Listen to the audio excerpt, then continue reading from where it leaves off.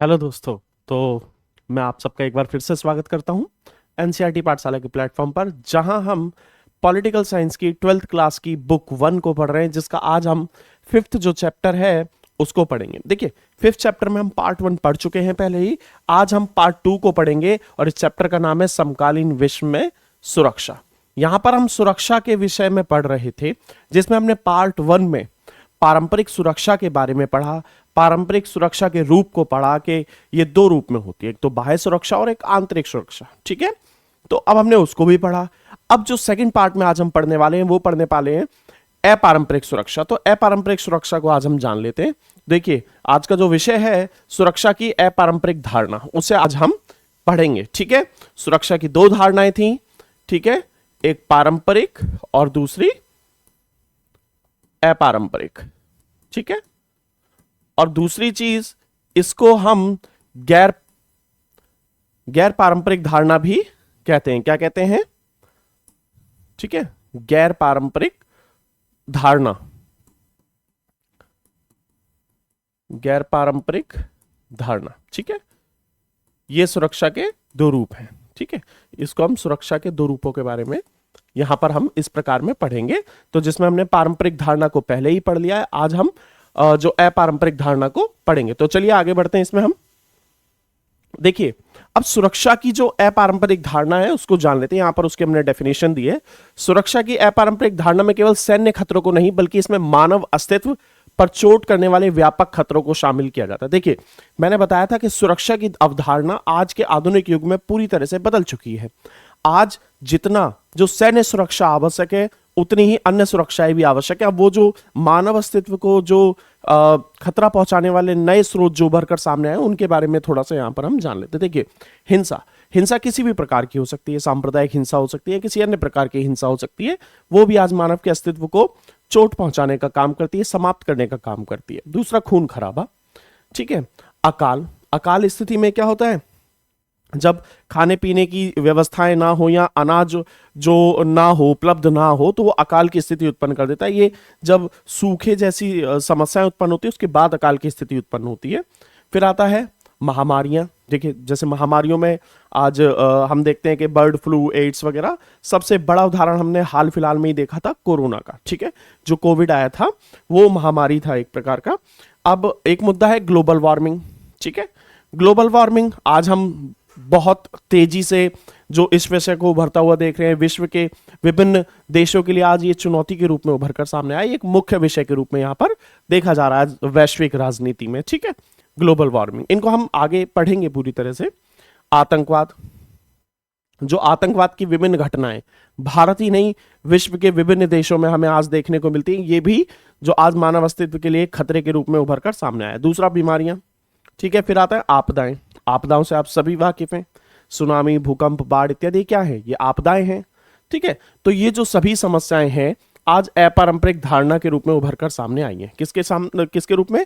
सुरक्षा की अपारंपरिक धारणा के रूप में ये सब समस्याएं उभर कर सामने आई हैं। ये सब भी उसी का एक रूप है। आगे पढ़ लेते हैं, अपारंपरिक सुरक्षा के रूपों को भी पढ़ेंगे। तो नए स्रोत क्या हैं जिन्होंने जो सुरक्षा की जो अवधारणा में हमने देखा है अपारंपरिक सुरक्षा के खतरे को जिसने उत्पन्न किया, वो है सबसे पहला आतंकवाद। हम ये भी पढ़ेंगे कि इन्होंने कैसे जो सुरक्षा के विषय में आज एक चुनौती खड़ी की है। तो देखिए, आतंकवाद है, निर्धनता है, महामारियां हैं, ग्लोबल वार्मिंग है, प्रदूषण है, आपदाएं हैं, शरणार्थियों की समस्या, जनसंख्या वृद्धि। ये मैंने आपको यहां पर 8 पॉइंट बताए हैं। ठीक है, इन सभी को हम आगे एक्सप्लेन करके पढ़ेंगे। ठीक है, मैं अभी आपको सारी यहां पर ये सारे के सारे पॉइंट्स क्लियर करूंगा कि कैसे ये आज एक सुरक्षा की अवधारणा के रूप में एक चुनौती बने हुए हैं। ठीक है, तो सबसे पहले हम पढ़ लेते हैं किसको? आतंकवाद को। ठीक है, आतंकवाद क्या है? इसमें संगठित हिंसा के माध्यम से निर्दोष नागरिकों में भय और असुरक्षा फैलाने का प्रयास किया जाता है। देखिए, क्या होता है आतंकवाद से, मुझे नहीं लगता कि कोई भी वाकिफ ना हो। ठीक है, सभी वाकिफ होंगे आतंकवाद से। क्या है कि आतंकवाद क्या करता है? एक संगठित हिंसा होती है। मतलब आज हम जैश ए मोहम्मद जैसे आतंकवादी संगठनों के नाम सुनते हैं, वो क्या करते हैं? आतंकवाद फैलाते हैं और आतंकवाद के माध्यम से लोगों में क्या क्रिएट करते हैं? भय और असुरक्षा। ठीक है, आज हम देखते हैं कि जब भी कभी आतंकवादी हमला होता है तो सबसे पहला प्रश्न खड़ा होता है सुरक्षा का, कि क्या हम सुरक्षित हैं। लाल किले के सामने जब विस्फोट हुआ तो सबसे बड़ा प्रश्न चिन्ह यही निकल कर आया कि क्या हम सुरक्षित हैं। तो इस प्रकार की जब भी किसी प्रकार की या जब भी कोई आतंकवादी घटना होती है तो सबसे पहला प्रश्न सुरक्षा का उत्पन्न होता है कि क्या हम इस आधुनिक युग में, इस सुरक्षा के युग में हम सुरक्षित हैं। तो आतंकवाद सबसे बड़ी चुनौती बना हुआ है। इसका उद्देश्य क्या होता है? इसका उद्देश्य होता है राजनीतिक, धार्मिक या वैचारिक लक्ष्य को प्राप्त करना। देखिए, आतंकवाद के विभिन्न रूप होते हैं। कोई आतंकवाद फैलाता है अलगाववाद के लिए, कोई आतंकवाद फैलाता है धार्मिक उन्माद के लिए, कोई आतंकवाद फैलाता है दहशत फैलाने के लिए। तो ये आतंकवाद का जो उद्देश्य है वो अलग अलग हो सकता है, इसका कभी भी एक उद्देश्य नहीं होता है। ठीक है, आगे, आतंकवाद सीमाओं से परे फैल चुका है, जिससे यह केवल राष्ट्रीय नहीं बल्कि अंतरराष्ट्रीय सुरक्षा के लिए भी गंभीर खतरा बन चुका है। अब हम बात करें कि भाई आतंकवाद क्या केवल भारत के लिए खतरा है? नहीं। जब हम देखते हैं कि अमेरिका में 9/11 जैसा हमला हुआ, ठीक है, तो वो क्या था? वो एक आतंकवादी हमला था। और विश्व के अन्य भागों में भी हमने देखा है कि ऐसी आतंकवादी घटनाएं कई बार हुई हैं। तो कहीं ना कहीं ये जो आतंकवाद है वो किसी एक राष्ट्र की सीमा के भीतर नहीं बल्कि वैश्विक स्तर पर एक चुनौती बनकर उभरा है। ठीक है, तो यह जो समस्या आज वैश्विक समस्या बन चुकी है। उसके अलावा यह मानव जीवन, राज्य की संप्रभुता, सामाजिक स्थिरता और आर्थिक विकास को सीधे प्रभावित करता है। देखिए, ये जो आतंकवादी घटनाएं हैं ये मानव जीवन को प्रभावित करती हैं। ठीक है, कई बार उनकी जान ले लेती हैं। राज्य की संप्रभुता, राज्य की जो शासन व्यवस्था है उसको भी अस्थिर बनाने का काम करती हैं। कई बार उनके लिए एक प्रश्न चिन्ह खड़ा कर देती हैं कि क्या वे सुरक्षा के लिए कोई मजबूत कदम उठा रहे हैं या सुरक्षा के लिए कोई कार्य कर रहे हैं। तो वहां पर राज्य की भूमिका प्रमुख हो जाती है। उसके अलावा सामाजिक स्थिरता, जब कोई समाज स्थिर और सभ्य नजर आता है तो वहां पर इस प्रकार की एक भी दुर्घटना उस समाज को अस्थिर कर सकती है। उसके अलावा आर्थिक विकास, देखिए, ये जो विभिन्न जो आतंकवादी घटनाएं हैं ये किसी भी राष्ट्र के आर्थिक विकास को भी प्रभावित करती हैं। तो इस प्रकार से आतंकवाद क्या है? एक चुनौती बना हुआ है और इसी कारण ये सुरक्षा का एक विषय है। आगे, अब सुरक्षा के नए स्रोत के रूप में निर्धनता को हम किस रूप में देखते? देखिए, आतंकवाद को पढ़ा हमने, ठीक है, आतंकवाद था पहला टॉपिक कि भाई जो सुरक्षा की अपारंपरिक धारणा में जो नए स्रोत हैं उनमें ये जो आतंकवाद पहला जो स्रोत था, दूसरा है निर्धनता। अब निर्धनता के बारे में हम पढ़ लेते हैं। तो निर्धनता आज की दुनिया में एक अपारंपरिक सुरक्षा के लिए खतरा है। मतलब अपारंपरिक सुरक्षा खतरा ये हमें आज की दुनिया में देखने को मिलता है। इसके अलावा इसमें होता क्या क्या है? जब एक व्यक्ति भोजन, शिक्षा, स्वास्थ्य, रोजगार की कमी से असंतोष और अस्थिरता फील करता है, महसूस करता है। मतलब जब व्यक्ति अपनी मूलभूत आवश्यकताओं को पूरा नहीं कर पाता है, उनकी कमी कहीं ना कहीं उसे खलती है, तो वो निर्धनता की श्रेणी में आ जाता है। अब निर्धनता की श्रेणी में आने के बाद वह क्या करता है? वह अपराध जैसी घटनाएं करता है, वह कई बार हिंसा करता है, कई बार उग्रवाद और आतंकवाद को भी जन्म दे सकता है। ठीक है, निर्धन व्यक्ति ये सभी जो कार्य कर सकता है, कहीं ना कहीं ये जो निर्धनता है इन विभिन्न घटनाओं को अंजाम दे सकती है, इन विभिन्न समस्याओं को भी उत्पन्न कर सकती है। इससे क्या होता है? इससे राज्य की आंतरिक सुरक्षा प्रभावित होती है। भाई जब कहीं भी अपराध होगा, हिंसा होगी, उग्रवाद होगा या आतंकवाद होगा, तो कहीं ना कहीं राज्य की जो आंतरिक सुरक्षा है वो तो प्रभावित होगी। तो इस प्रकार से ये एक जो सुरक्षा का विषय बन जाता है, उसके लिए एक चुनौती के रूप में उभर कर आया है। ये आगे बढ़ते हैं हम। तो तीसरा पॉइंट है वो है क्या? महामारियां। देखिए, ये भी एक अपारंपरिक सुरक्षा का खतरा है। ठीक है, महामारियां भी एक अपारंपरिक सुरक्षा का खतरा है। अब ये कैसे करता है? भाई ये मानव जीवन जैसे स्वास्थ्य व्यवस्था और अर्थव्यवस्था को गंभीर नुकसान पहुंचाता है। अब यहां पर उदाहरण देखते हैं। जब कोविड आया तो क्या हुआ? संपूर्ण अर्थव्यवस्था ठप हो गई। कैसे ठप हुई? सभी के रोजगार बंद हो गए, सभी को काम धंधे बंद करा दिए गए, भाई बाहर निकलने पर प्रतिबंध हो गया। इसी प्रकार से जब किसी भी राष्ट्र में कोविड ही नहीं, ऐसी अनेकों जो महामारियां हमें विश्व में देखने को मिली है, जैसे बर्ड फ्लू हो गया, एड्स हो गया, ऐसी अनेकों बीमारियां हमें देखने को मिली है महामारी के रूप में। तो कहीं ना कहीं ये उस राष्ट्र में स्वास्थ्य व्यवस्था को तो खराब करता ही है, बल्कि वहां की अर्थव्यवस्था को भी नुकसान पहुंचाने का काम करता है। महामारी से बेरोजगारी उत्पन्न होती है, फिर गरीबी आती है, सामाजिक अस्थिरता आती है। तो ये क्या करती है? ये फिर एक चुनौती के रूप में हमें देखने को मिलता है कि भाई बेरोजगारी बढ़ रही है, ठीक है, गरीबी बढ़ रही है, सामाजिक अस्थिरता बढ़ रही है, तो क्या होता है, इससे जो जनता है वो गलत गतिविधियों में संलिप्त हो सकती है। तो कहीं ना कहीं ये फिर से राज्य की एक आंतरिक सुरक्षा और स्थिरता के लिए खतरा उत्पन्न हो गया भाई। अब जब व्यक्ति अपना कार्य नहीं करेगा, ठीक है, और वो अनेकों गतिविधियों में संलिप्त हो जाता है, तो क्या करेगा, वो अपराध जैसी घटनाओं को अंजाम देगा, जो राज्य की आंतरिक सुरक्षा के लिए एक चुनौती के रूप में उभर कर सामने आता है। ठीक है, ये हमने तीसरा जो स्रोत पढ़ा कि भाई अपारंपरिक सुरक्षा के लिए ये तीसरा स्रोत था। चौथा है ग्लोबल वार्मिंग। भाई ग्लोबल वार्मिंग तो आजकल एक बड़ा ही हॉट टॉपिक बना हुआ है, तो ये भी एक अपारंपरिक सुरक्षा का खतरा है। अब इससे होता क्या है, इससे तापमान में वृद्धि होती है। जो लगातार जो विश्व का तापमान बढ़ रहा है वही ग्लोबल वार्मिंग कहा गया है। ठीक है, अभी जो ग्लोबल वार्मिंग है इससे क्या हो रहा है, इससे लगातार ग्लेशियर्स पिघल रहे हैं। ठीक है, ग्लेशियर पिघल रहे हैं जिससे समुद्र का जल स्तर बढ़ रहा है। समुद्र का जल स्तर बढ़ रहा है जिससे क्या हो रहा है, जो तटीय क्षेत्र हैं वो जलमग्न होते जा रहे हैं। और यदि इसी प्रकार से चलता रहा तो विश्व का एक बड़ा भूभाग आने वाले भविष्य में जलमग्न हो जाएगा। ये एक समस्या जो समस्या के रूप में उभर कर आ रहा है। तो आज जो ग्लोबल वार्मिंग है जो एक हॉट टॉपिक बना हुआ है वर्ल्ड के लिए, और इसमें क्या होता है, तापमान बढ़ता है, सूखे जैसी स्थिति उत्पन्न होती है, कई जगह बाढ़ आ जाती है, समुद्र स्तर में बढ़ोतरी हो रही है। ठीक है, जैसा मैंने अभी आपको बताया। अब जब ये सब समस्याएं होंगी तो इससे क्या होगा, खाने पीने का संकट उत्पन्न हो जाएगा, जल का संकट उत्पन्न हो जाएगा। भाई ग्लेशियर्स पिघल जाएंगे। नदियों में जल किससे आता है, ग्लेशियर्स से आता है। ठीक है, जल संकट उत्पन्न हो जाएगा, जनसंख्या विस्थापन बढ़ेगा। भाई जहां पर जल जैसा मूलभूत संसाधन नहीं होगा तो वहां से जनसंख्या क्या करेगी, वहां से विस्थापित होगी, दूसरी जगह के लिए प्रवास करेगी। तो ये भी एक चुनौती के रूप में उभर कर आ रहा है। ठीक है, तो ये समस्याएं क्या करेंगी, संघर्ष को बढ़ावा देंगी, समाज में अस्थिरता फैलाएंगी, और इस तरह से राज्य की सुरक्षा फिर प्रभावित होती है। भाई देखिए, जब ये सभी विषय हम देखेंगे तो कहीं ना कहीं ये राज्य के लिए जो राज्य की सुरक्षा से संबंधित है, भाई कि आंतरिक जो सुरक्षा है या आंतरिक जो स्थिरता है राज्य की, वो कहीं ना कहीं इससे प्रभावित होती है। तो ये खतरे के रूप में हम देखेंगे इसको। तो ये सभी स्रोतों को हम एक एक करके पढ़ेंगे। हमने 4 स्रोत पढ़ लिए हैं। ठीक है, 5वां स्रोत प्रदूषण। भाई इससे तो आप वाकई बहुत बहुत अच्छे तरीके से वाकिफ होंगे, और जो दिल्ली में रह रहे हैं तो उन्हें तो अच्छे से पता होगा कि प्रदूषण की स्थिति क्या रहती है। वायु प्रदूषण दिल्ली के लिए एक अहम मुद्दा है। ठीक है, तो प्रदूषण एक अपारंपरिक सुरक्षा का खतरा है। भाई ठीक है, ये हम पिछले 4 टॉपिक से भी जान रहे हैं कि भाई अपारंपरिक सुरक्षा के खतरे हैं ये।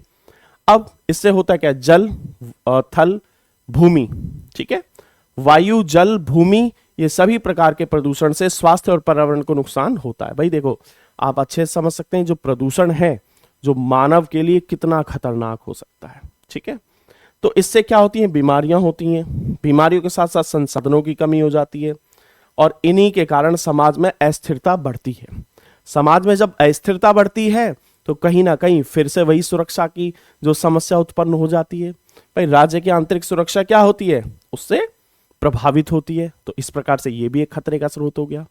ठीक है, आगे बढ़ते हैं हम। तो यहां पर है आपदाएं। आई थिंक 6ठा ही टॉपिक होगा। हाँ, आपदाएं। अब ये भी एक अपारंपरिक सुरक्षा का खतरा है। जैसे अब वो आपदाओं से तो आप अच्छे तरीके से वाकिफ होंगे, ब्रीफली जानते हैं, भूकंप, बाढ़, सूखा, चक्रवात, इन सब से क्या होता है, भारी जो जान माल का नुकसान होता है। ठीक है, जनजीवन भी प्रभावित होता है और जो संसाधन भी नष्ट होते हैं इन आपदाओं के कारण। तो इससे क्या होता है, विस्थापन की समस्या उत्पन्न होती है, गरीबी की समस्या उत्पन्न होती है। अब इन 2 चीजों से फिर क्या होगा, सामाजिक अस्थिरता बढ़ेगी। ये फिर से क्या हुआ, भाई राज्य के लिए एक आंतरिक सुरक्षा का जो आंतरिक सुरक्षा की समस्या यहां पर उत्पन्न कर देगा। मतलब यहां पर आंतरिक सुरक्षा प्रभावित होगी किसी भी राज्य की जब ये समस्या उत्पन्न होती है। ठीक है, इस प्रकार से हमने 6 स्रोतों को पढ़ लिया है। हम 7वां स्रोत पढ़ लेते हैं, शरणार्थियों की समस्या। आज ये एक बड़े पैमाने पर मुद्दा हमें देखने को मिला है। शरणार्थियों की समस्या एक अपारंपरिक सुरक्षा का खतरा है। जैसे ये कब होता है, शरणार्थियों वाली समस्या कब हमें देखने को मिलती है, जब कहीं युद्ध होता है, जब कहीं उत्पीड़न होता है, आपदा आ जाती है, तो लोग क्या करते हैं, सीमा पार पलायन करने लगते हैं। पलायन का मतलब दूसरे एक देश से दूसरे देश में जाने लगते हैं। जैसे 1971 में हुआ था, जब पूर्वी पाकिस्तान पर, जो वहां पर पश्चिमी पाकिस्तान द्वारा अत्याचार किया गया, तो वहां से लाखों की संख्या में लोगों ने भारत पलायन किया। अब जब भारत में पलायन किया तो यहां पर एक खतरा उत्पन्न हो गया, भाई उनको हम शरण भी देंगे, संसाधन भी उपलब्ध कराएंगे, ठीक है, और कहीं ना कहीं वो हमारी जो अर्थव्यवस्था के ऊपर एक बोझ बनकर जो उभर कर सामने आएंगे। क्यों? क्योंकि इतनी संख्या में लोगों को जो संसाधन उपलब्ध कराना, आवास उपलब्ध कराना, ये सरकार के लिए बड़ी जिम्मेदारी हो जाती है, ठीक है। अब देखिए वही चीज, संसाधनों पर दबाव बढ़ जाता है, समाज में तनाव उत्पन्न हो जाता है। अब जब संसाधनों पर दबाव बढ़ा, तनाव उत्पन्न हुआ, तनाव होगा तो हिंसा होगी, संघर्ष होगा, और परिणाम स्वरूप क्या हो जाएगा? आंतरिक सुरक्षा प्रभावित हो जाएगी।